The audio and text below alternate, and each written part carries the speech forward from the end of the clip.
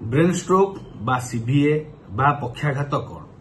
जदि मस्तिष्क भितर रक्त संचालन बाधाप्राप्त घटे जदि रक्त जमाट बांधे किंबा रक्तनली फाटी ब्रेन भितर ब्लीडिंग हुए ताको आमे ब्रेन स्ट्रोक कहिथाउ बहुत समय सीभीए भी कहिथाउ सेरेब्रोभास्कुलर एक्सीडेंट। तेणु केमती आपण जानिबे जदि हठात कौन लोकर मुंड बिंधे सीभियर मुंड बिंधा हवा मुंड बुले हवा आखि झापसा देखावा दिदिरा देखावा हठात कथा खनी बाजी जीवा कथा न कहि परिबा मुह बंका हे जीवा हठात गोटे गोड़ हाथ दुर्बल हो जीवा पारालिसिस धरि नवा हठात गोड़ हाथ झिमझिम लागिबा अबस लागिबा चलिबारे इनबालांस होबा हठात न चली पारिबा एवं हठात आपनको कोनोसी